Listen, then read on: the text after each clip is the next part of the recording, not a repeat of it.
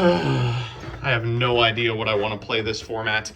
ISHIZU tier element is absolutely everywhere, and I can't even think of an archetype with a chance of standing up to it. It'd have to be something with a powerful yet consistent combo line, and enough main deck space to shove in targeted techs against the clear best deck. But honestly, I'm in a loss. I mean, I don't think any individual... Wait. That's it! Madolche!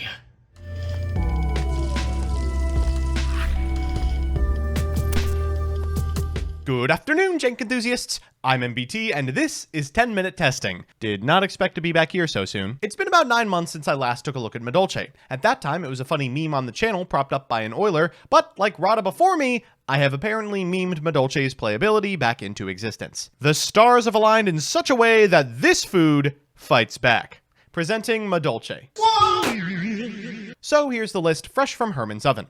As always, I'll give you a background about the archetype, a little bit of a discussion about what I hope the deck can do, and of course, the card by card. But first, this video is sponsored by Yu-Gi-Oh! Pro Deck. Yu-Gi-Oh! Pro Deck just got a huge redesign, but it's still the #1 place to go for a pack simulator, a card database, and a wealth of strategy articles. I personally use the site to post every 10-minute testing list and every Chalice Line Monthly Top Cut entry. Give it a look at www.ygoprodeck.com. With that, let's mess with Madolche. Madolche is a series of French and Italian desserts or animal sounds. These monsters have a unique gimmick. When they're destroyed by your opponent, most of them return from your graveyard back into your deck. For a long time, they were played as a combo deck that repeatedly made Madolche Queen Tiramisu, a monster who's boasted non-targeting, non-destruction removal for over a decade. They've had a few waves of legacy support, like Teacher Glass Soufflé and Petting Cesseur, but nothing has ever propelled them past rogue status. But, as you may know, a lot's changed since the release of Magnificent Mavens. Yu-Gi-Oh's in essentially a one-deck format, and the thing about one-deck formats is they're really easy to metagame around. Madolche has a lot of incidental synergy against Tearlament that might make it the pick to give those mermaids their just desserts. Firstly, half of them are Earth Fairies, meaning you can trigger the hand effects of cards like Keldo and Mudora. Secondly, they're weird in Archetype Nombo, where some of them, like Hootcake, want monsters in the graveyard, and some of them, like Petting Cesseur, want an empty graveyard, is completely resolved by the graveyard effects of the ISHIZU monsters. Those allow you to manipulate your grave based on what you drew.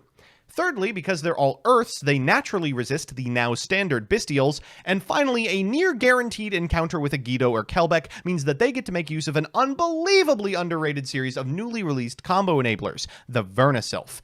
Ultimately, they can make Tiramisu to spin back boards built with Kaleido Heart in mind, or Glass Soufflé and Abyss Dweller to keep Tearlaments out of the graveyard in the first place. If you want to know what this deck's end boards look like, here it is from the man himself. So with that, let's get into the card by card. First up, the Madolche, 3 copies of Petting Cesseur. This card has 2 effects that you can activate as a hard once per turn. If you've got no monsters in your graveyard, you can special it from your hand, and if it's special summoned, you can special summon a Madolche from your deck, except Petting Cesseur, reduce its level by 1, and you're locked into Dolches for the remainder of the turn. After that, we've got 3 copies of Madolche Mangeline, which on normal or flip summon adds a Madolche from your deck to your hand. 3 copies of Angeli, which can tribute itself in order to special summon a Madolche monster from your deck, and it can't be destroyed by battle, but is shuffled back during the end phase of your next turn. 2 copies of Madolche Hootcake, which can target a monster in the graveyard, banish it to special a Madolche monster from your deck, and the target 1 copy of Madolche Messengelato, who literally has blue hair and pronouns. This card, when special summoned, adds a Madolche spell trap from your deck to your hand, but you have to have a beast monster on your side of the field in order to activate and resolve that effect. Don't tell that to Joseph from History of Yu-Gi-Oh! After that, we've got the ISHIZU cards. We are only playing Mudora and Keldo. They have the most utility against Tearlament, but also the most utility in our deck. We want to keep our graveyard clear conditionally. Next up, the VERNUSYLPHs. Now, these all share an effect. You can discard them and an additional VERNUSYLPH card or an Earth monster in order to do something, and then reborn an Earth monster from your graveyard, locking you into Earth monster effects for the remainder of the turn. VERNUSYLPH of the Flourishing Hills has an on-field effect that prevents VERNUSYLPH monsters from being destroyed by card effects, and adds a VERNUSYLPH from your deck to your hand. VERNUSYLPH of the Thawing Mountain allows you to draw a card, and on field can target a VERNUSYLPH you control. It can attack twice. VERNUSYLPH of the Misting Seedlings has an on-field causing every monster to lose 600 except for VERNUSYLPHs, and can pitch in order to add an Earth Fairy monster from your deck to your hand. Finally, we're playing 1 copy of VERNUSYLPH in the Awakening Forests just as utility and a 10th name. You can discard this card and a VERNUSYLPH card to send from your deck to the graveyard an Earth monster that can be normal summoned or set, then special one from the graveyard with a different name from that monster. Its on-field effect doubles the attack of a VERNUSYLPH monster you control. Next, because we are an Earth deck, we're on 3 copies of Kashtira Fenrir. Sorry to any budget duelists in the audience. 3 copies of Bestial Magnamut, 1 copy of Druisworm, 1 copy of Saronir, 2 Effect Veiler, 1 Triple Tactics Talents. I don't understand what the Europeans are up to with their YCSs, but I think that Vlad convinced everyone this would be very funny. 1 copy of Chateau and 1 copy of Promenade in the extra. We've got Divine Arsenal, AA Zeus, Wallow, founder of the Drudge Dragons, Madolche Pudding says Chocolate a la Mode X2, 2 Tierra Masu, 1 Baguska, 2 Teacher Glass Souffle. As a quick effect, you can detach a material from this card, then target a Madolche. This turn, while that face-up card is on the field, it's unaffected by monster effects except its own. And if a Madolche is sent to your graveyard while this card is on the field, theoretically, from being, I don't know, detached as an Xyz material, you can shuffle up to 2 cards from the graveyard into the deck. Very important in tier matchups, as is Abyss Dweller. We've got Access Code Talker, Nightmare Unicorn, Ausa, Donna, Dagger for Hire, and Madolche Fresh Sistart. So with that, let's jump into the games. Our first match is up against Labyrinth, and sheesh, what is it going to take to get you people to stop playing trap decks? Wasn't main deck Eradicator Epidemic Virus enough? We're going to begin with a copy of Pathetic Cesseur, summoning it, and then activating the effect of the Keldo to summon it and grab a Mudora to hand. We'll activate the effect of our VERNUSYLPH in order to reborn that Mudora and grab an Angeli before going for an Abyss Dweller and firing off the Angeli for a Hootcake. That Hootcake's going to trigger in order to summon from deck another Pathetic Cesseur, whose effect we will trigger to get a Messengelato. We'll trigger the effect of the Messengelato in order to grab from deck to hand a Promenade before making a copy of Fresh Sistart and a copy of Glass Souffle. This board is functionally an FDK versus tier. We're going to activate the effect of the Glass Souffle to keep our graveyard thin and pass it back to our opponent, who will set 5 after we shotgun Abyss Dweller. Alright, this is going to be one of those games where Zeus has to win it for us. We're going to go to main phase, we're going to activate the effect of the Glass Souffle, we're going to target our Fresh Sistart, that's going to be responded to with the Compulse and the Welcome Labyrinth. We'll be negating that Welcome Labyrinth because we do not want the lady to make an appearance. After resolution, we'll trigger the effect of the Glass Souffle in a new chain in order to shuffle back the Welcome Labyrinth before going for Chocolate a la Mode so we can still have 2 mats on a potential Zeus. Our opponent's going to go for IDP, but unfortunately for them, we do have a Keldo in graveyard so we can blank it, and then we'll send the Backjack to the graveyard. We're going to attack directly, they're going to chain the effect of the Backjack, reveal a copy of Compulse, set it, and take 17 in M2. We're going to go for a copy of Zeus. They will chain Compulse, we'll chain Dweller, we'll chain Zeus, and then everything's going to the graveyard and Zeus is returning to the extra deck. Afterwards, we can normal summon an Angeli and go for a Hootcake, activate Hootcake's effect, banishing this Abyss Dweller, and summon ourselves a copy of Pathetic Cesseur, who we can then trigger. Amazing that we just get to do this over and over again, because we get to keep shuffling back the Singleton Messengelato. We're going to go for Fresh Sistart and Promenade once again before passing back to our opponent. They're going to normal summon a copy of Ariana. That's pretty much the best draw in their deck, but it doesn't matter in the face of a Promenade. We're going to add that Angeli back to our hand. They're going to attack over our Hootcake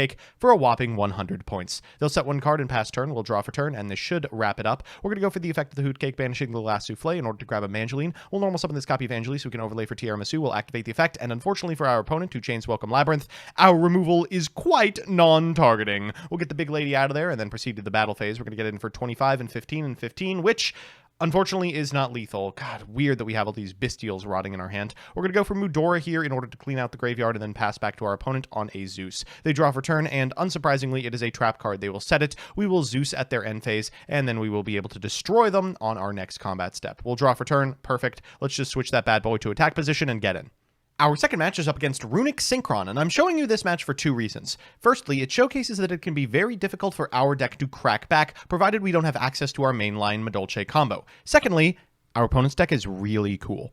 Our opponent's going to begin with a copy of Smiting Storm. That's going to summon from their extra deck a copy of Hugin. Hugin's going to trigger here, and we're going to chain an Effect Veiler. Thank goodness. Afterwards, our opponent is going to normal summon a Red Rose, and I have no idea what's going on from this point on. They're going to go for an Excel Synchron and a Roxrose Dragon, adding a Battle Rose shoot to hand before activating Excel Synchron, sending a Stardust Synchron. They're going to activate Stardust Synchron, summoning itself, then triggering the effect in order to grab Arrive in Light. Afterwards, they're going to go ahead and activate Arrive in Light to put Converging Wills on top of the deck, and then special summon a copy of Magnamut, activating its effect, and then going into a Ruddy Rose. That'll trigger the Arrive in Light, which draws Converging Wills. They will then summon that and a Brotar from deck before activating the effect of the Brotar, targeting the Converging Wills for a copy of Trail. They're going to go for Saronir here in order to bin a Druisworm before going to Shooting Majestic, Baron, and a pass. They're going to grab back a copy of a Bestial, and we have our work cut out for us. We're going to begin with a copy of Fenrir. We're going to chain the Magnamut, and they chain, unfortunately, the Druisworm afterwards. At resolution, we get to activate the effect of the Fenrir, which trades for the Shooting Majestic Star Dragon, but unfortunately does nothing against the Baron. We're going to activate both of our VERNUSYLPHs and concede. So it's time for game 3, and you know what that means, a best of 3 versus meta. Our opponent's playing, what else? ISHIZU Tearlament. We're going to begin with a copy of Misting Seedlings in order to pitch a Mudora and summon a Mudora. Afterwards, we're going to go for Thawing, for another Mudora. This allows us to go for an Abyss Dweller before we commit to the Angeli. We'll go for the Angeli and get a copy of Hootcake before we activate the Hootcake, banishing a Misty and grabbing a copy of Patetting Sisur. We're going to go for Patetting Sisur for a Messengelato, then trigger the Messengelato in order to grab a ticket because we already have the Promenade. We'll go for Sistart, activate ticket, set Promenade, and though this looks innocuous, it's an FTK. We're going to go for Abyss Dweller here in draw phase. Our opponent's going to begin with a copy of Rhinoheart, pitching a Merly. Afterwards, we're going to go to the battle phase and walk over the Abyss Dweller, at which point they will Saronir, prompting a Mudora from us, prompting a Druisworm from our opponent. But the Mudora wasn't just to blank the Saronir, it was also to trigger the on-field ticket. We'll use ticket here in order to summon Messengelato back, then trigger the Messengelato for the last remaining spell in our deck, the Chateau. Our opponent's going to walk over our Hootcake, but of course it was made with an Angeli. We'll draw for turn, and this should be pretty good. We're going to begin with a Mudora in order to shuffle back a significant amount of the cards in our graveyard and trigger the ticket once again. That's going to allow us to summon a Mangeline, and then we can summon the Patetting Sisur because our graveyard's empty. We'll normal summon a Mudora before going for Abyss Dweller and firing the effect. Afterwards, we'll overlay for a Queen Tiramisu and activate the effect, targeting 2 monsters in the graveyard and eating a Crime. Frustrating, but also not the end of our turn. We're going to go for Hootcake here and get a copy of Patetting Sisur, whose effect we have not activated, to get a copy of Angeli, which of course can tag into a 4 in Mangeline. We will make Tiramisu again, not a hard once per turn, in order to shuffle back all the remaining cards on our opponent's side of the field. We're going to activate Chateau, and then we should have close to lethal. All right, let's get in for 3, and right, I forgot that they could theoretically have a Druisworm in hand. All right, should have attacked around Gores, my bad. Let's see if we threw. We're going to go for Abyss Dweller in the draw phase. They are going to go to the battle phase, walk over the Abyss Dweller, and then pass back to us. Okay, we should be fine from here. We'll draw for turn. It's a Messengelato. We're going to normal summon this Messengelato, then fire Promenade, targeting our opponent's copy of Druisworm, so we can put this Messengelato back in hand, which will trigger the effect of the ticket, summoning a Patetting Sisur from deck, and an Angeli as well. We'll trigger the effect of the Angeli in order to summon a Mangeline, and then afterwards we can overlay for a Queen Tiramisu for the 3rd time this game. We'll shuffle back a couple of cards from the graveyard, put back the Druisworm, and then go to the battle phase, getting in for lethal. See, I didn't throw. So it's time for game 2, and oh, what a stinker of a hand out of our opponent. Yeah, that looks about right. We'll draw for turn. We should be able to wrap this one up. We're going to begin with a copy of Misting Seedlings. That's going to eat a Ghost Bell. No big deal. No big deal. We can go for Flourishing Hills afterwards in order to grab ourselves a Flourishing Hills and a copy of the Mountains. We will go ahead and summon back the other Flourishing Hills to make it Abyss Dweller before finally going for the Forests in order to summon a Patetting Sisur. We'll go for Patetting Sisur's effect, at which point our opponent will Kelbeck. That's frustrating, but it does allow us to summon Hootcake and activate the effect, banishing the ball in order to grab ourselves a copy of Messengelato. We'll activate the effect of the Messengelato in order to grab a copy of Ticket. We'll activate Ticket, and then afterwards we can overlay for a Glass Souffle. We'll activate Glass Souffle's effect, and then activate its second effect to shuffle some cards back, triggering the effect of the ticket again to get a copy of Messengelato, and triggering the Messengelato in order to grab from deck to hand a copy of Chateau. We'll activate Chateau so that we actually get to walk over the Kelbeck. God, what a beefy booty on that. And we will pass back to our opponent on a fresh Sistart. They're going to have to draw pretty crazy here, and that's literally the best draw on their deck. Okay, terraforming into a Perlorino. They're going to go for Perlorino here in order to grab a copy of Rhinoheart. They're going to activate the Rhinoheart. We'll activate Glass Souffle, and then a Resolution because they're turn player. They're going to activate Havness first. We'll activate Glass Souffle second. They'll activate the effect of Ghost Bell third, and we'll activate Mudora fourth. This is all good for me. It stops our opponent from doing anything, and then they land this copy of Triple Tactics Talents after this chain is done resolving. We do get the follow-up, but unfortunately they draw 2 cards, one of which is a spell card. They're going to activate Scream, chain Crime, negate the Scream, trigger the effect of the Merly. It's cute, but they did make it to Kid Kalos. They'll go Kid Kalos to get a copy of Celiac, and they'll go to the battle phase, walking over for 8. We will return a Glass Souffle. They'll set 1 and pass back to us. Let's see what we can do here. We're going to normal summon this copy of Mangeline. We'll activate the effect. They will Celiac in response. That's pretty good. They're going to go for the Kid Kalos, and we just need a big whiff here, and we don't get it. They have a Sheeran and a Kelbeck. So we're going to mill 5. They're going to shuffle back these 2 for Rukolos. They're going to activate Perlorino in order to pop the fresh Sistart, and then they're going to chain both Mudora and Keldo to put everything relevant from our graveyard back into our deck. Very, very bad news. We'll trigger the effect of the ticket. They will activate the effect of Rukolos, but that means that our Druisworm is live this turn. Unfortunately, we don't really have a very profitable time to use it, which means we're going to have to wait for our opponent's turn, at which point they will Rhinoheart, sending a Sheeran, wheel Druisworm, and they'll Rukolos. So it's time for that all-important Game 3, and oh my god, our hand is all answers and our opponent's is all bombs. Well, Fenrir, Keldo, that's the end board. Our opponent's going to draw for turn. They're going to begin with a copy of Terraforming. That's going to grab a Pellerino to hand. Afterwards, they're going to grab a copy of Sheeran and followed up with another powerful one of Instant Fusion. Why is this card still legal? Kit Kalos is going to trigger here, setting a Havness, and we are in a rare position. Fenrir doesn't often get to banish a Kit Kalos face down. Our Saronir will make quick work of the Havness, and then a Resolution. They'll go for the Sheeran, pitching this copy of Rhinoheart and hitting a Celiac. They're going to activate the effect of the Celiac and the effect of the Rhinoheart. They're going to bring back the Rhinoheart, pitch a Crime, then activate Crime in order to cycle back this copy of Havness. They're going to send a Sheeran here. We will activate Druisworm in order to banish that Sheeran, and then afterwards they're going to overlay for an Abyss Dweller, and I guess we can tag out the Keldo in order to shuffle back their shufflers, but oh. Yeah, I get it. All right. Well, without the ability to activate the effect of the Druisworm, they can just clear our entire field for free. They're going to go for a Merly afterwards. They're going to trigger both a Merly and a copy of Kelbeck here in order to go into Kaleido Heart, but they are quickly running out of fusions. We could theoretically still do this. They'll go for Mudora in order to shuffle back a bunch of cards and give themselves some crazy top decks. We draw for turn, and that's pretty good. We're going to go for Fenrir here. They're going to chain Elf. We'll chain Saronir on the Elf target. They'll chain Mudora on the Elf target, which is fine with me. Retaining Saronir is completely okay. Afterwards, we're going to normal summon to Hootcake and go to the battle phase. Hootcake into this copy of Elf and this Fenrir into this copy of Kaleido Heart. That triggers the Halfness, but we are in battle phase. They're going to mill 3, one of which is a Merly, but they're rapidly running out of targets. Here's a Garura. We're going to go for a Hootcake here. That does give them an opportunity for a really sick Keldo, but we had to get it out at some point anyway. We'll go for Fenrir here in order to grab the third Fenrir before we make an Ausa. Well, Ausa targeting this Mudora, and then proceed to the end phase with this live on our side of the field. They draw the terraforming again. Okay. There's Pellerino for the second time this game. They're going to activate the effect of the Sheeran in order to mill a whole bunch of cards, one of which is a Sheeran. Mudora to target that. Afterwards, they're going to go for the effect of the Pellerino, popping Ausa. That's completely fine with me. They're going to normal summon this copy of Rhinoheart and proceed to the battle phase, but this isn't lethal. They know I have a Saronir in hand. We'll go for the Saronir, and then they'll go to main phase 2, overlaying for a Redoer and passing turn. Still very powerful. Ooh, but that might do it.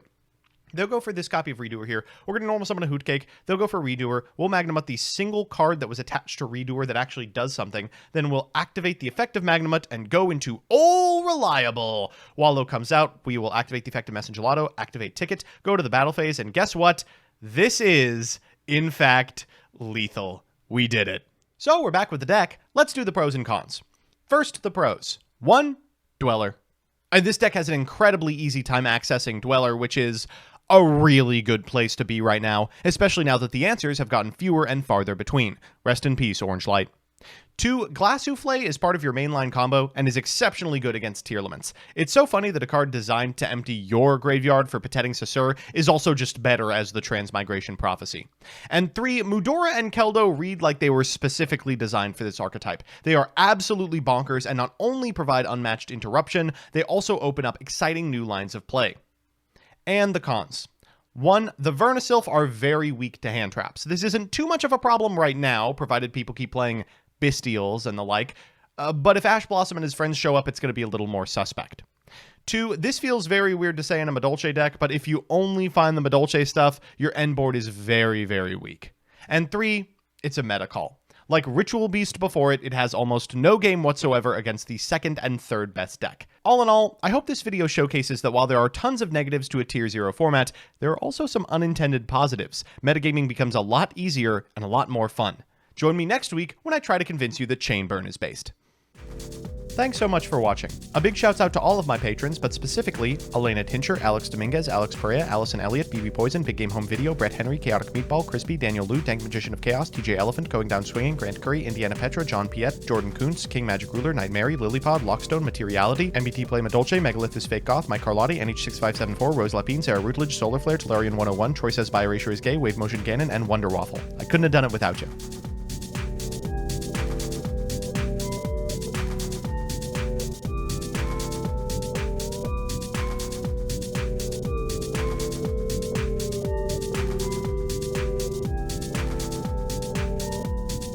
Hey kids, would you rather play the deck with giant sea serpents or a deck that's based on French and Italian desserts or animal sounds? That one!